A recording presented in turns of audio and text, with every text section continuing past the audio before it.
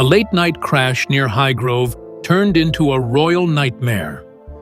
When a guard opened Tom Parker Bowles's car trunk, he found forged documents, stolen letters from Princess Diana, and disturbing fakes targeting Prince William and Kate. What followed wasn't just scandal. It was betrayal at the heart of the crown. A midnight crash and a royal guard's suspicion. It was just past 1:15 a.m. when a call came through to the Royal Security Office near Highgrove House. A black Jaguar XF, registered to Tom Parker Bowles, had skidded off the estate road after what witnesses described as reckless turning and flashing lights. There were no injuries, just a rattled driver, a dented bumper, and one broken front headlight. But what happened next would unravel one of the most explosive royal incidents in recent history. On duty that night was Commander Harold Hayes, a no-nonsense veteran who had once served under Queen Elizabeth II. He'd handled stalkers, break-ins, and press invasions, but nothing like this. Hayes arrived at the scene within 6 minutes. Tom, slightly unsteady and flushed, insisted he was fine. "Just tired," he mumbled, waving off concern. But Hayes wasn't convinced. The scent of expensive red wine lingered in the air, and so did something else. While checking the rear tire, a junior guard heard a distinct metallic clunk come from the trunk. Curious, he motioned to Hayes, who asked Parker Bowles to open it. Standard procedure after any incident involving a royal vehicle. Tom hesitated, then muttered, "Nothing in there. Just personal stuff." But protocol overruled discomfort. Tom fumbled with the keys, tried to stall. When the trunk finally clicked open, a blanket soaked in wine was the first thing guards saw. Underneath it, a black lockbox, roughly the size of a briefcase, scratched, sealed, and partially wedged under a toolkit. Hayes asked for the key. Tom froze. I can't remember where it is." Hayes didn't blink. "We'll have to open it then." When they cracked it open using a tension bar from the estate garage, the contents stopped everyone cold. Inside, a set of sealed personal documents, faded Polaroid photos, and, most disturbingly, a deep red velvet pouch with one name stitched in delicate cursive, Princess of Wales. This wasn't a misplaced family heirloom. Hayes would later tell an internal investigator. This was something that should have never been in his hands. And it was only the beginning. Because when they opened the pouch, the most iconic item tied to Princess Diana's memory was gone. Next, Diana's missing ring, a forged license, and secrets meant only for William, in the wrong hands. A devastating find. Diana's memories in the wrong hands. The pouch was empty. No ring, no sapphire, no trace of the famous jewel that once sat on Princess Diana's finger and now on Catherine's. But that wasn't the only shock. The guards carefully lifted the rest of the box's contents, laying them out under estate lights. What they found wasn't just sensitive, it was potentially explosive. First, a stack of folded letters tied with a blue ribbon. The handwriting? Instantly recognizable. Diana's. Personal notes, each addressed to "my darling boys." Some were cheerful, others somber. One letter mentioned a final gift Diana had prepared for William, meant to be given when he turned 21. It had never been delivered. Then came the diary, small, leather-bound, with initials etched on the inside cover, W.H. 1997. William's own journal, pages filled with teenage reflections, thoughts of grief, and entries written in the months after Diana's death. Private. Sacred. There were also photos, grainy Polaroids, several showing a young Prince William beside a woman with her face blurred. Not pixelated, blurred deliberately. In one image, she's holding his hand. In another, they sit by a lake. But no one could identify her. It looked staged. Then came the most twisted discovery: a torn marriage license. It appeared to be a copy of William and Kate Middleton's marriage certificate. But Kate's name had been scratched out, replaced crudely in thick ink with another. Beneath it was a printed footer, visible only under flashlight. Revised, personal archive use only. "It felt like a sick joke," one of the guards reportedly said. "But someone had gone through effort to make it look official." The air around them grew heavier. This wasn't some forgotten box of family letters. This was something curated, arranged, and, most dangerously, stored for a purpose. Commander Hayes didn't wait.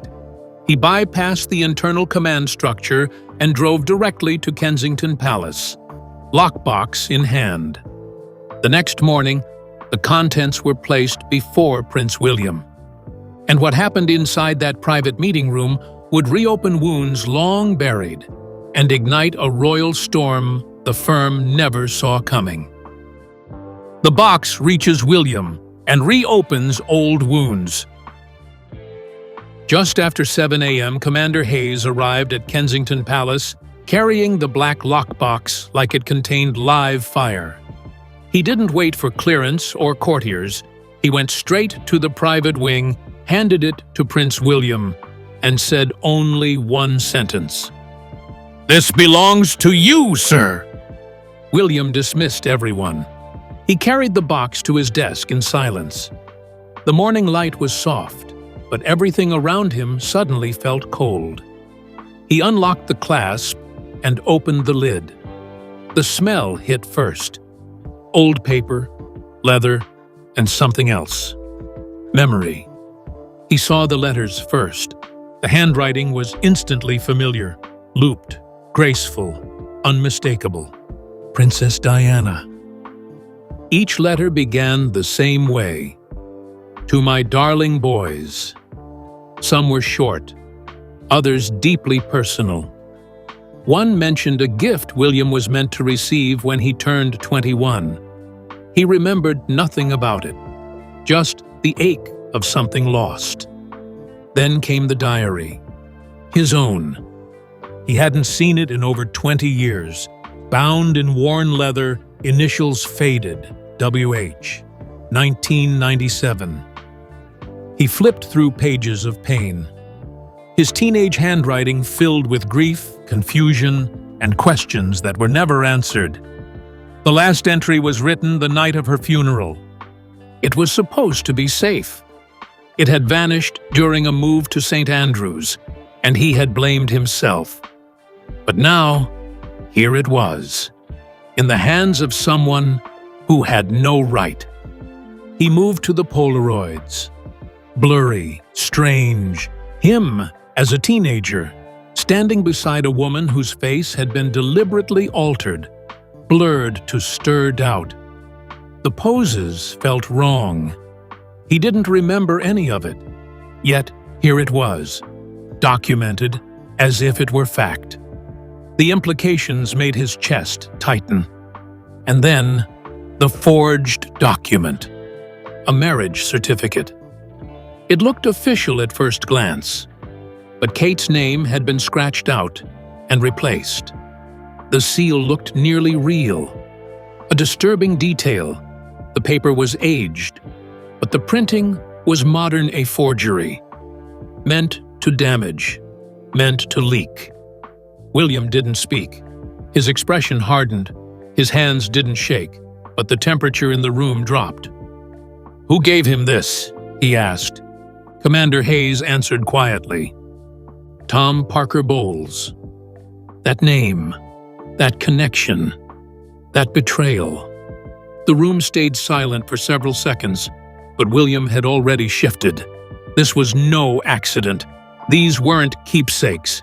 This was an operation someone had tried to tear open his past and Kate's future, all in one move. The rage didn't show on his face, but it settled inside him, sharp and ice-cold. He picked up the phone.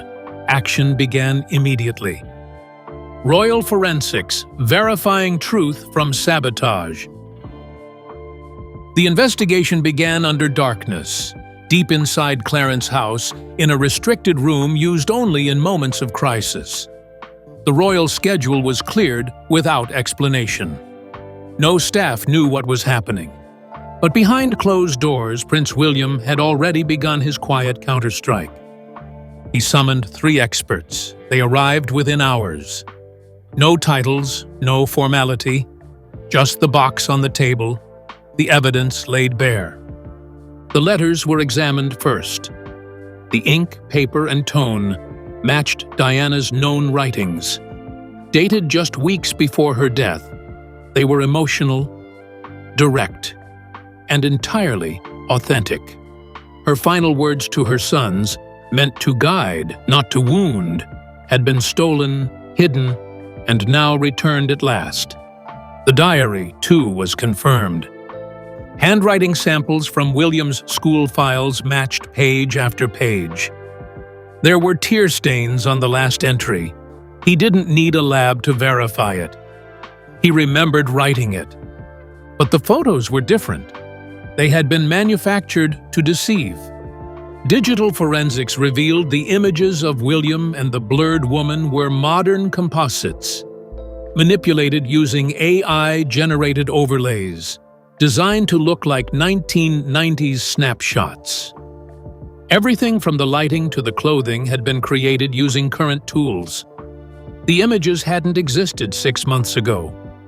The forged marriage certificate was another lie. The document had been digitally constructed, then printed on artificially aged paper. Even the royal watermark had been lifted from a scanned archive and layered onto the forgery. It wasn't amateur. It was meticulous, designed to fool those who wouldn't look too closely. The room fell quiet again.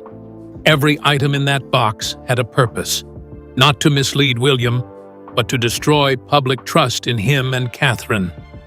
It was meant to whisper scandal into headlines, to weaponize the past, and to weaken the future. The question wasn't whether it was real anymore. The question was why, and who had helped him do it. Because whoever put this box together wasn't just trying to cause drama. They were trying to shake the throne. The trail leads to tabloid bribes and a bitter son. The forensic results were clear, but answers only led to more questions. Prince William ordered a full trace, discreet, confidential, unrelenting. Every artifact, every image, every file connected to the forged material was run through secure financial and communications tracking. The name that surfaced again? Tom Parker Bowles. Investigators traced a £125,000 payment from one of Tom's private accounts to a former tabloid journalist, now working with a fringe conspiracy blog based in Sussex. The timing matched perfectly. The transaction was made 3 days before the AI-edited photos were created. Then came surveillance logs. A staff member from the Royal Archives had been flagged weeks earlier for suspicious late-night access. When questioned, he confessed. He had scanned and transferred a series of unreleased letters from Princess Diana's estate, then handed them to a known associate of Tom. He was dismissed immediately, but the damage had already been done. And then came the call. Intercepted by palace security, a drunken voicemail left on a friend's machine. Tom Parker Bowles, rambling late at night, slurring words but unmistakably bitter. William stole everything. He gets the crown, the love, the world's sympathy. And what do I get? A footnote. My mother gave up everything and got crumbs. He laughed darkly before hanging up. That was the moment William stopped seeing Tom as just careless or entitled. This was calculated. Every element, the diary theft, the forged documents, the fake photos, all of it had one aim: to fracture William and Catherine's public image and to stain Diana's legacy. And worse, it was done by a man whose mother had once sworn loyalty to the family. This wasn't about rivalry. It was sabotage. William stared at the report. There was no room left for doubt. The same blood that linked them couldn't excuse what had been done. And if Camilla had even the slightest knowledge of this, the threat wasn't just emotional. It was institutional. A betrayal like this didn't stay personal for long.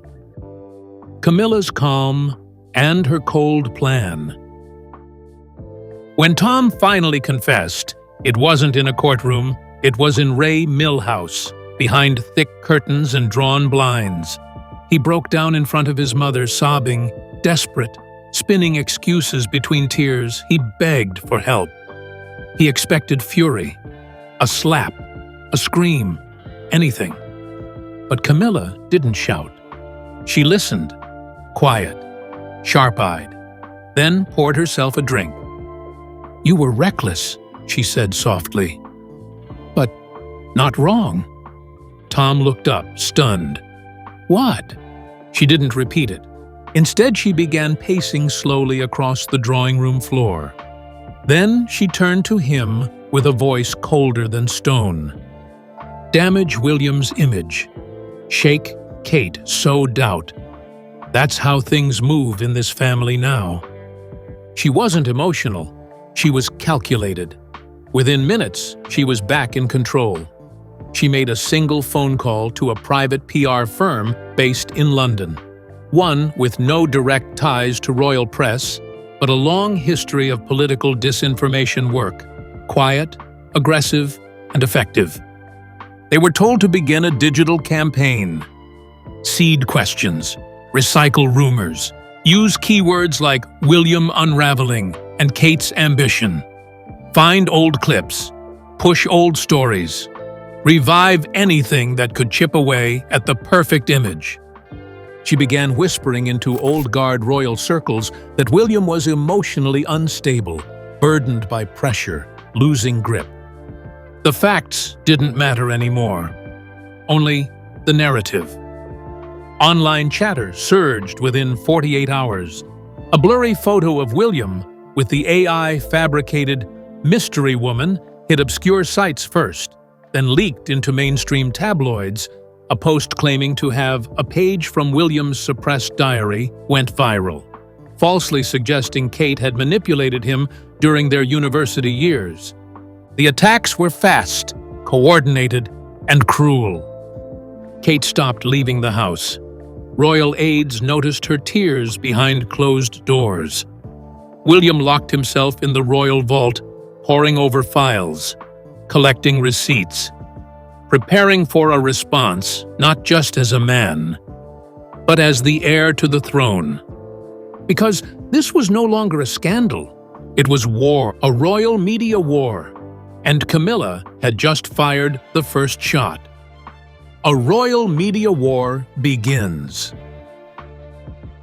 The lies didn't trickle in. They exploded. Within 48 hours, royal watchers were bombarded. A pixelated image of Prince William walking beside a blurred woman flooded online platforms, captioned only, "Not who you think it is." Another blog posted supposed excerpts from a suppressed diary, painting Catherine as a schemer who climbed the ladder in heels. It wasn't true. None of it was. But it didn't matter. The narrative spread fast. Faster than any denial the palace could craft. Windsor. Secrets trended worldwide. Internet sleuths claimed they had proof. William had a secret teenage relationship. Others questioned Diana's parenting. Anonymous sources told tabloids William had fallen out with his father, and that Kate was facing pressure inside the marriage. Old scandals, long buried, were suddenly everywhere again, twisted into new attacks. Images were repackaged. Quotes were clipped. Royal gossip turned into coordinated destruction. Inside Adelaide Cottage, Catherine cried behind closed doors. Aides reported she stopped attending briefings. She refused to read the headlines. William, torn between husband and heir, shut himself off, spending hours inside the royal vault, reviewing data, contacts, and press timelines. There were few allies to turn to, but there was one thing William still had: proof. And he was done being silent. He began reaching out to trusted journalists, not tabloids, but professionals with royal integrity and reach. Quietly, he leaked everything: the digital forensics, the fake files, the AI-manipulated photos, the bank transfers traced to Tom Parker Bowles, the PR firm hired by Camilla. Then came the voice memo. A former PR rep, now cut out by Tom, turned over an audio recording to the press. In it, Camilla's voice was unmistakable, cold, direct, devastating. Let William rot. He's not fit to rule, just like his mother. The leak hit headlines like a missile. Within 12 hours, public sentiment swung back to William and Catherine. Sympathy turned to rage. Journalists who had once entertained the rumors now condemned the campaign. Polls showed a 48% surge in public support for William within days. The monarchy was shaken, and behind palace walls, someone had to answer. The power shift. William unleashes the truth. King Charles summoned Camilla to his private chambers at Windsor Castle the next morning. There were no cameras, no aides, no official minutes, only silence and reckoning. She arrived wearing gray, her usual pearls replaced with a stiff silence. She expected a discussion. Instead, she found Charles standing by the window, holding a thin folder, printouts of bank transfers, forensic memos, and Camilla's own voice. He said nothing at first, then slowly turned. "Did you say it?" Camilla's response wasn't denial, it was deflection. "Everything I've done was for this family." Charles didn't raise his voice. He didn't accuse. He simply handed her a sealed letter. Inside, a formal notice of her removal from Privy Council communications. Effective immediately, she was cut off from all strategic briefings, ceremonial planning, and internal royal messaging. Her influence gone. That same afternoon, palace aides received an unspoken directive. Camilla was no longer to be copied on communications unless explicitly cleared by the King or Prince William. For the first time since becoming Queen Consort, she was shut out. But it didn't end there. William arranged a private meeting at Windsor, with only Charles, Camilla, and Tom Parker Bowles in attendance. The palace made sure no press vans saw them arrive. Tom sat facing a thick folder: bank records, intercepted messages, audio clips. He tried to speak. William raised his hand. "You touched my mother's soul," he said, "and tried to destroy my wife. You're finished." That was the end of the conversation. Tom was formally banned from all future royal events. His financial access through family trust structures was cut off. Titles, gone. Invitations, cancelled. A royal exile, not in public, but in every meaningful way that mattered behind those ancient gates. Camilla, now a public liability, was quietly issued a new classification: permanent private retreat. She would no longer appear at state occasions, diplomatic receptions, or balcony appearances. Her name was no longer on the roster, her presence erased. Behind closed doors, a new order had begun, not with a ceremony, not with a crown, but with a line that couldn't be crossed, and had been. And William? He was no longer just preparing to inherit the throne, he was defending it. Tom banished. Camilla contained. The decision wasn't discussed, it was delivered. After the closed-door confrontation at Windsor, Tom Parker Bowles was quietly handed a final letter, signed by palace legal advisors and authorized by both King Charles and Prince William. It stripped him of all formal connections to the royal family. No more invitations, no honorary positions, no security access, no financial privileges from royal-linked trusts. He left the castle without speaking to his mother. Behind the scenes, all ties were severed. Private foundation boards removed his name.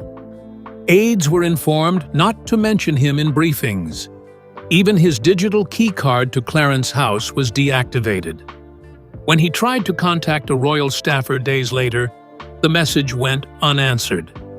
The royal family hadn't just cut him off, they had erased him. Camilla wasn't spared. Within 48 hours, her public schedule was wiped clean. All remaining engagements were listed as postponed indefinitely. Her staff were reassigned or dismissed. The royal household issued a private classification: permanent private retreat. That meant one thing: no more balcony appearances, no state dinners, no front-facing presence. From that point forward, Camilla would exist behind closed doors. No public farewell, no statement, no closure.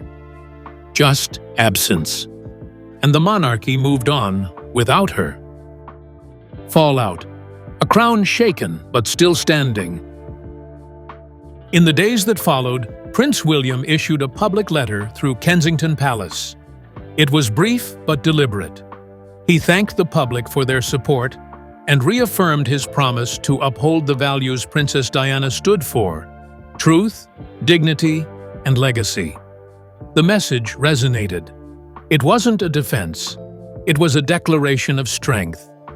But not everything was repairable. Catherine, still emotionally battered by the media attacks, pulled back from public life.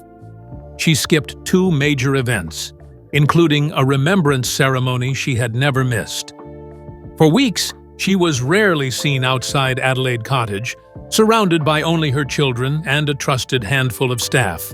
William shielded her from further exposure, tightening the circle around her completely. Public support surged in their favor, but privately, the wounds ran deep. Meanwhile, Tom Parker Bowles fled the country. He was last seen boarding a private jet to Tuscany, where he reportedly took residence in a vineyard owned by a family friend. No media appearances. No apology, just silence. He disappeared as fast as he had tried to explode everything. As for Camilla, she returned to Raymill House, her personal home before Charles. No public statement, no farewell wave. She simply vanished from royal life, the same way she had once forced her way into it, quietly, strategically, and without remorse. King Charles remained outwardly calm, but behind closed doors he was changed. He no longer mentioned Camilla's name in meetings. He leaned more on William, trusted Catherine's instincts, and stopped fighting the tide. In one private moment overheard by a close aide, Charles whispered the line that stuck: "Your mother would be proud, William," and terrified. The monarchy had been shaken, but not shattered. And as William stood beside his wife once again, this time in silence, not for a photo, but for survival, he knew one truth with certainty: the crown is light, but betrayal is heavier. The evidence was undeniable. Tom was exiled, Camilla silenced, and the monarchy pushed to its limits. But William didn't crumble. He fought back with proof, power, and purpose. The crown survived the hit. Yet behind every royal smile now lies a lesson: not all threats come from the outside.